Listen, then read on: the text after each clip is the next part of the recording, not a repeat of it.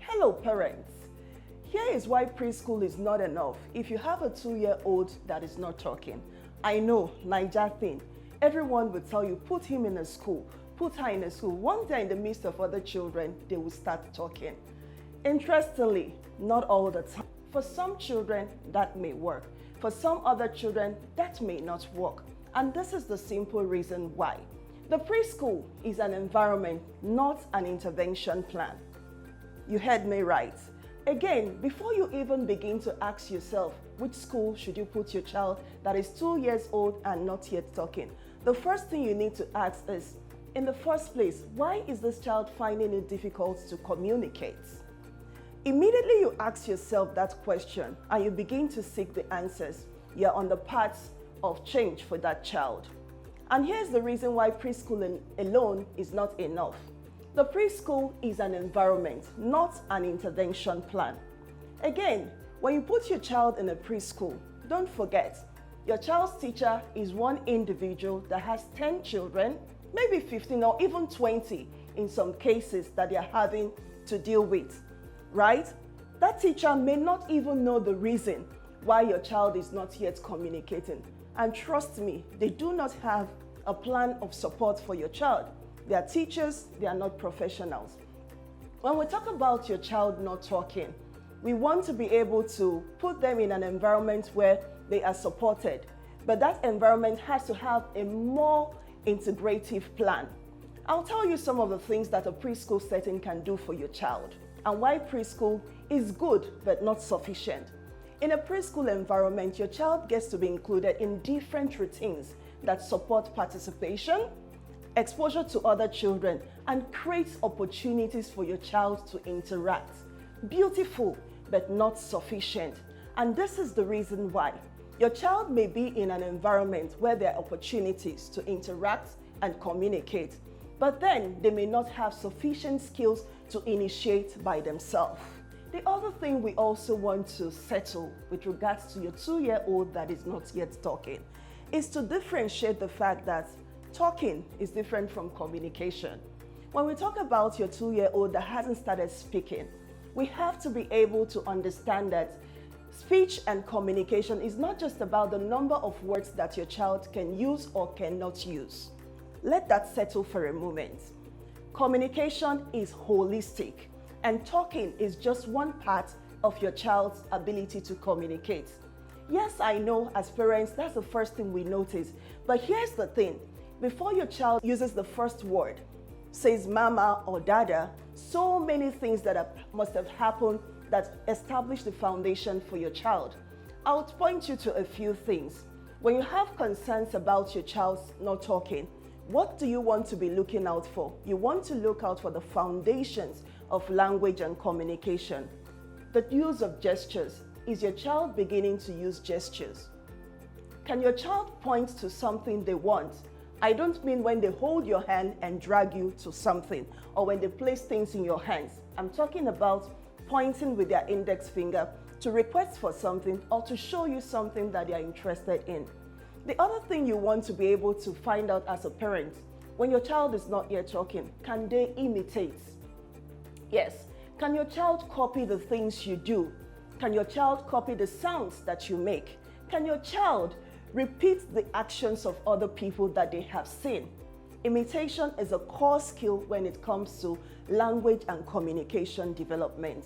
The other thing that you want to be able to find out about your child, are they engaging with you? Does your child make eye contact with you?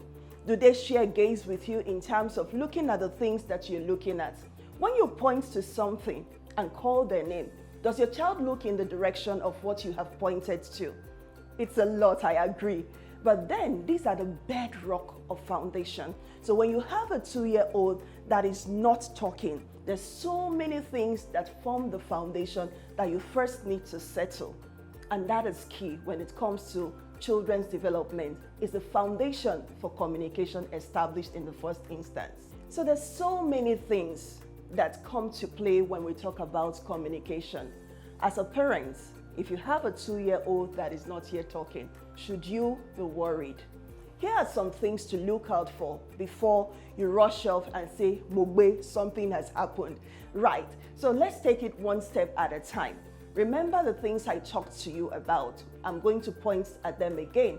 So if you have a 2-year-old, you know we have said there's a difference between talking and communication. Now, you have a child. The child is 2 years old. Trust me, children are different. Do not compare your child with another child. But again, should we say because we don't want to compare this child and the next child, should we just wait and be watching? No. At 2 years, there are certain milestones in terms of language and communication that we expect to see. And if we do not see these things, it means they are red flags that need to take action. For instance, does your child respond when you call their name? Think about that. You may not have thought about it before now. So you need to find out when you call your child's name, do they turn in your direction? Do they stop what they are doing for a moment to try to know who is calling them and try to turn in the direction of that person? That's a pointer. Again, do you have a child that possibly they started language, they started speaking, they started using words? I've heard parents say, oh, by 10 months, my child was already talking, and we thought my child was going to be a fast talker. And all of a sudden, by the time they were having their second birthday, 18 months, all of those language skills and some other skills just disappeared. If you have that situation, it's another red flag. Again, does your child show interest in the activities of other children? Are they interested in joining play with other children? A child that is not seeking interaction with other children will be missing out on a lot of opportunities to learn language, and that could affect their language development. Look at your child, your 2-year-old child. There's so many instructions that you give to your child on a regular basis, on a day-to-day basis. Come here, sit down. Do you have to raise your voice before your child responds to you? And when they respond, they just move away. They don't even come to you. That might be a red flag. A child that is not responding to their name, a child that is not using gestures such as pointing, a child that is not bringing things to show you. I hear that also. Sometimes parents say, oh, my child is very self-sufficient. They like being on their own. We could be in the house all day and you won't know that the child is there. My sister, daddy, please look again because something may be going on with your child. Children are natural socializers. So if your child is not bringing things to show you or call you to come and join them in what they are doing, it's another red flag. If your child is not imitating you when you say things, remember, very young children, as early as 8 months, 9 months, 10 months, they do babbling, they make sounds, they try to talk back to you when you make funny sounds at them. If your child is 2, they are not trying to imitate your words, they are not trying to imitate your action, that is a red flag. Somebody might ask, Madam, does it mean that my child that is not ear pointing has an issue? Not exactly. Now here is the difference. One of these as an isolated behavior is not sufficient to say something is wrong. But when we become concerned is when we have 1, 2, 3, and many of these signs in one child. And this child is 2. Still no words. They make sounds, but there's no real word or something that resembles a real word. Now is that time for you to seek professional help. And don't forget, we live in a society where if your child has a problem, everybody has an opinion. My sister, an opinion is not what you need in this instance. You need professional help. Get your child to see a professional. So we've talked about so many things, about what to look out for and when to see a professional. And now here is the catch. Why that preschool is not sufficient in itself. From what we know about language, children require interaction with a competent adult or social peers to be able to build language. More importantly, back and forth interaction. I always will tell parents like it's a tennis game, right? There's a serve and there's a return. That's how the brain of the child or the human is wired, and that's how language is developed. In which case, a child must be able to initiate some form of communication, get a response from someone else, to be able to show and affirm that, oh, I heard you and I understand what you have said, for them to initiate again. Now, here is the catch. Putting your child in preschool that is not interested in other children, that is not even aware that other children are there, that is not seeking interaction with other children, that has not started to imitate the behaviors of the children around them, even your own behavior. Sometimes it's as if you do not exist and you're very close to your child. So putting your child in preschool with other children and thinking that is enough is a no-no. Yes, the support of other children is pivotal for your child to pick language and for them to support your child's social skills. But again, it means your child has the skills that we have talked about. Your child notices other children around them, looks at what they are doing, hears what they say and responds to those things. And then they are learning language. If a peer says, see ball, if your child hears and responds to see ball, they will hear the sound of ball, they will see the object called ball. That is a vocabulary that they have gained.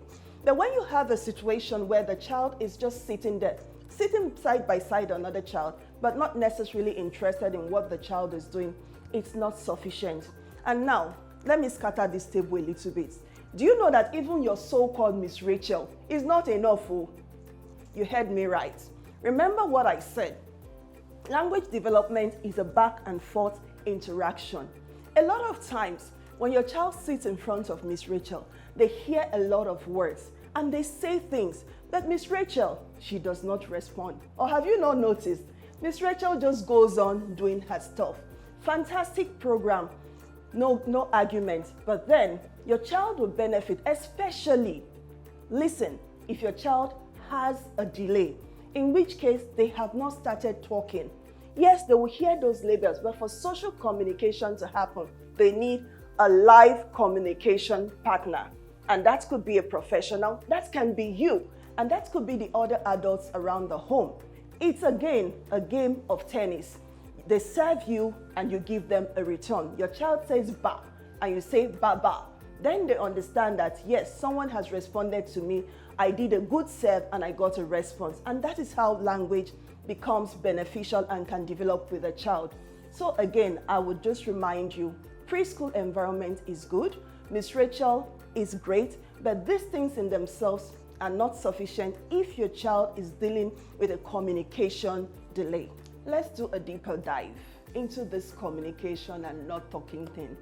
Do you know, as a parent, that your child is not talking? My child is not talking, my child is not talking. That is not a diagnosis in itself. And I'll tell you why. Not talking is different from one child to the next. Two children not talking, but in terms of their capacity and their presentation, it will be entirely different. As a developmental practitioner, I have seen different kinds of not talking children. And these are some of the things that you may not be aware of as a parent. One child is not talking, but they understand language, in which case that child can follow simple instructions. If I say come, the child will come. If I say sit down without an accompanying gesture, the child will sit down. And now I've seen a lot of times when parents say sit down. No, your child is not necessarily responding to what you said. Your child is responding to the action, the ginger that you brought into that instruction.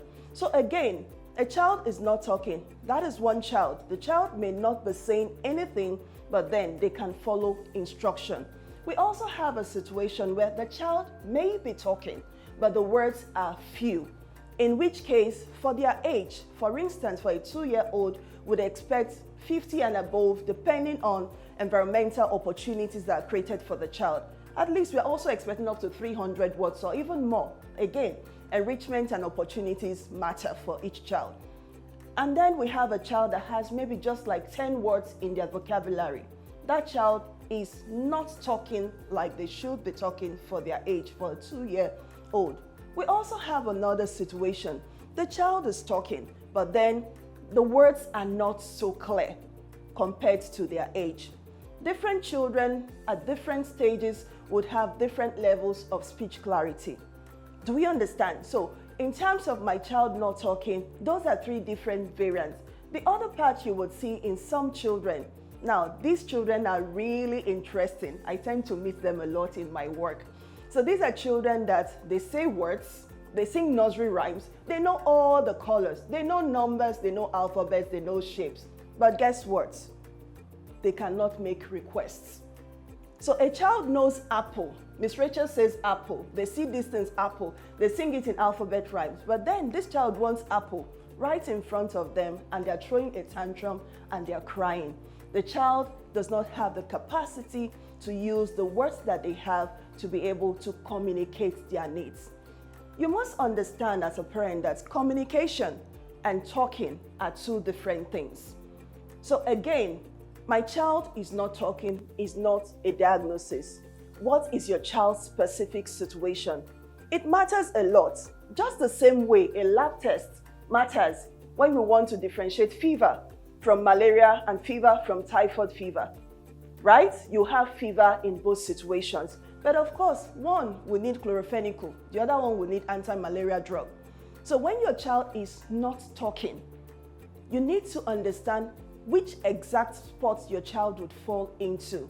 And as a parent, your job is to parent, to love and to support your child, not necessarily to become the diagnostician. And here again is where you need professional support.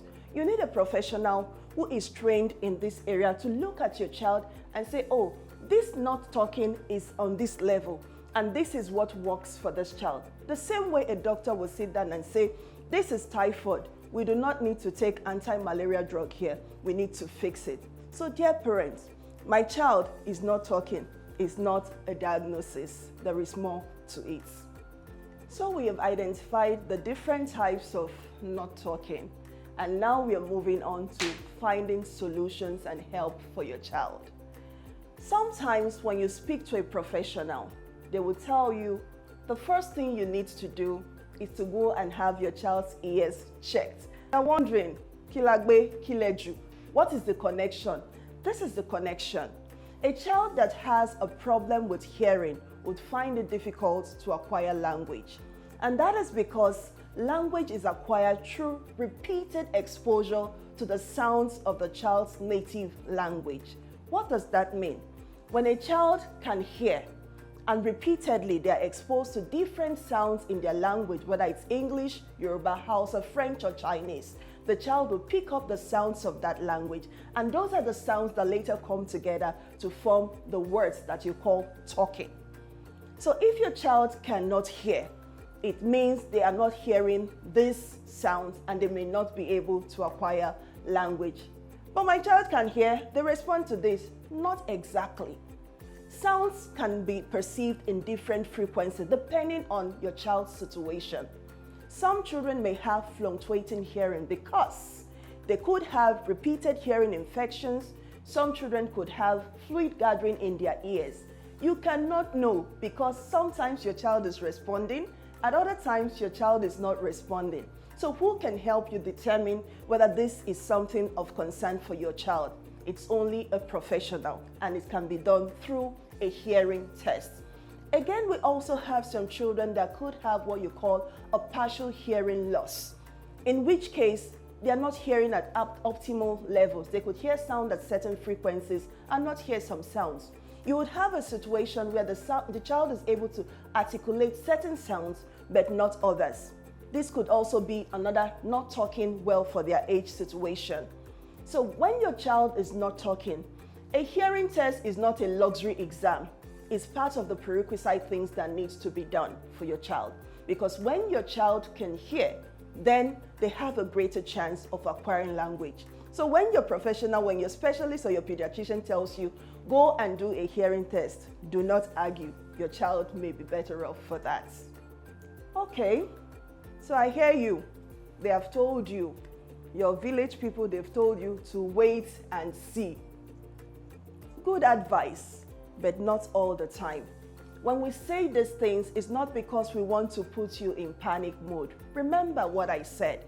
When your child is experiencing a delay, everyone has an opinion. And some of the common opinions shared in Nigeria is, oh, boys talk late.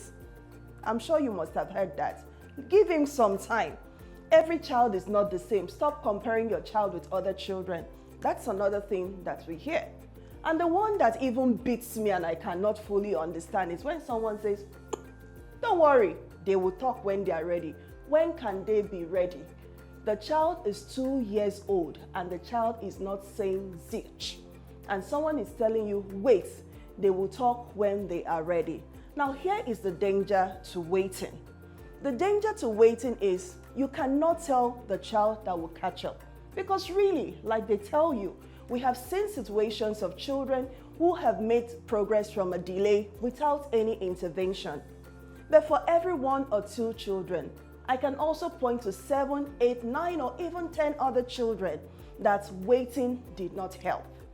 And again, do you realize that wait that you're waiting, it's reducing your child's potentials and opportunity to begin to make progress and move at the same rate that they're supposed to be moving with their peers.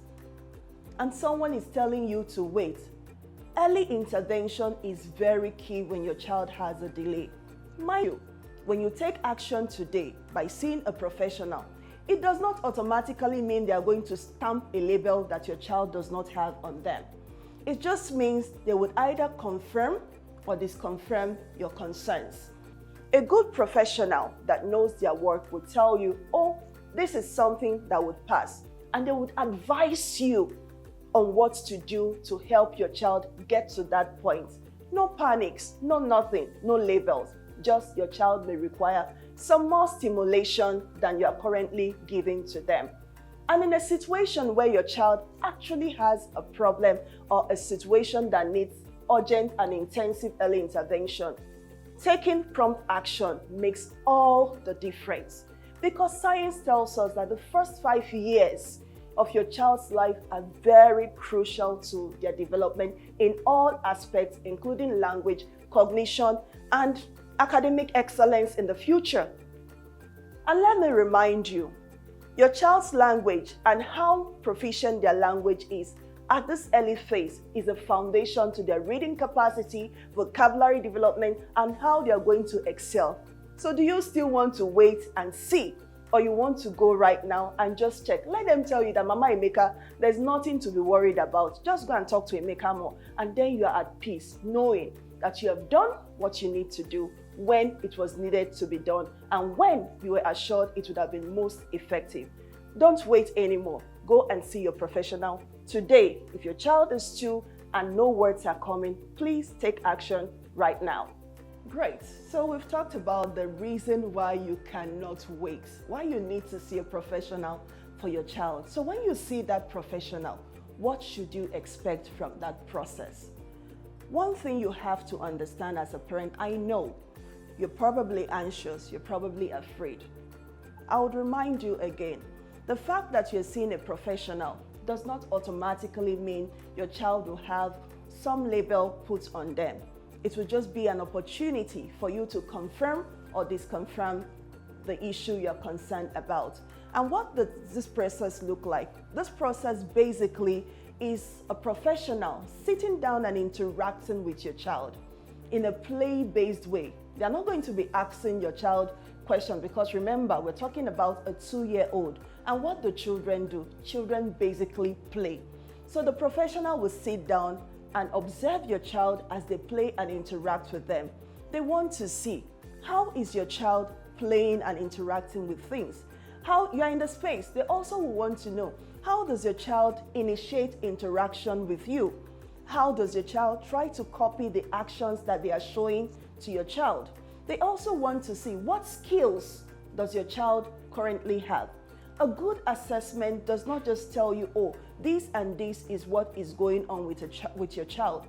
A good assessment would also tell you about your child's current strengths. We must start from that point. A good assessment is strength-based, in which case your child may not be talking or not be communicating as we want them to communicate, but they are doing something. What can we do with what they are already doing? So the assessor will tell you, this is how your child is currently communicating, and this is how to scaffold to get them to the next step. So a good assessment is not just about a diagnostic label.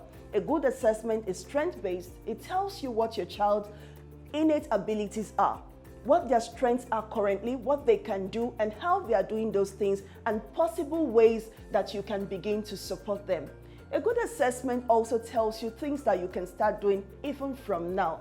Sometimes they could tell you, oh, you need to start interacting with your child more.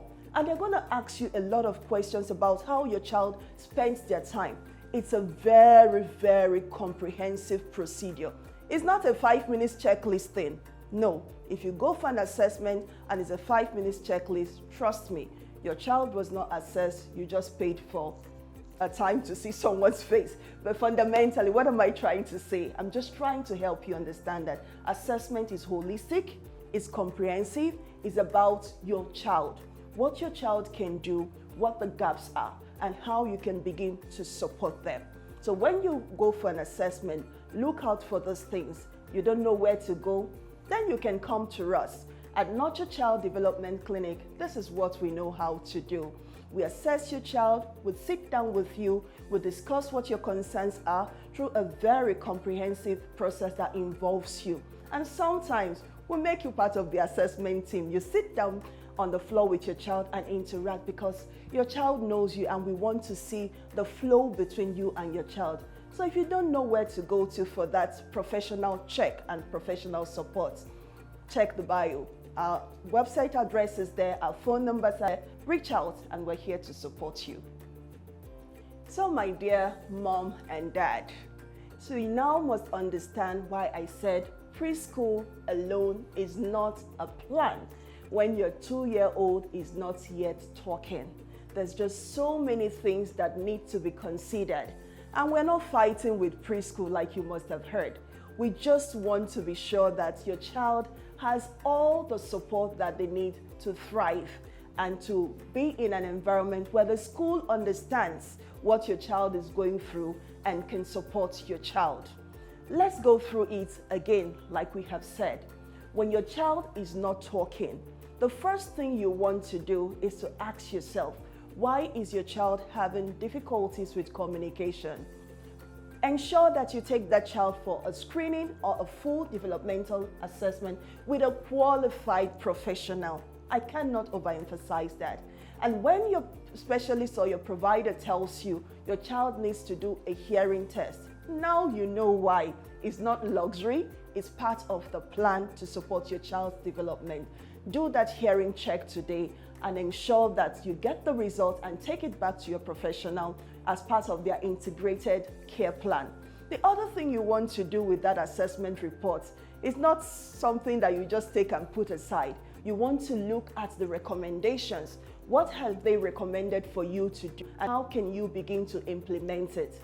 One of the key recommendations that a good assessment would give you is to start an early intervention program. You want to identify a good quality service provider that is going to be supportive of your child's need, that understands and is certified or has the capacity to help your child begin to make progress. So you want to enroll your child in an early intervention program. Do not forget, your child's support plan is very individualized. This is not a one-size-fits-all. My child is not talking, it means special needs. No. Your child may not be talking for different reasons. The assessment results will say what those reasons are and what the best support is going to be. And with that plan and that support system, you have prepared your child, you have created a system that supports that child's development and their progress. Now, the school can step in and provide an environment that not only engages your child, but engages your child from a point of knowing. Because now the teacher knows that your child is not talking for this and that reason, and these are some of the things they can begin to do. So again, putting your child that is not yet talking and is 2 years old into a preschool or a crèche facility is not an isolated plan. It's part of a bigger integrated plan. And now this is not a situation of, oh, therapy versus school. No, it's a 360 care plan for your child. Your home, your early intervention provider, and your child's school. Everyone comes together in a way that is supportive, Information is shared, we are all equipped, and everyone within your child's system knows what your child needs and knows how to support your child. That is when preschool works for that child. So before you go and place your child in a preschool setting, first and foremost, make sure that these things have been checked out on that list. Assessments, hearing tests, early intervention support plan, information sharing with your child's school, and your home support plan too, because you're part of that process. And who am I that I've been telling you all those things? My name is Mabel Okerafo. I'm a developmental child psychologist and the clinical director at Nurture Child Development Clinic, an early intervention providing service here in Lagos. And of course, we also provide services for families in the abroad, if you know what I mean. So to reach us and to begin to move your child forward to make progress in terms of whether they are not talking or you just want clarity. Your child is 2, your child is 3, your child is 4, whatever their age, and you feel, oh, your child needs support, you have concerns, you have questions. Don't go opinion shopping, speak to a professional. And also subscribe to all our channels because there is more. We are on a journey to educate you, to equip you, and to empower you to help your child thrive. Subscribe now.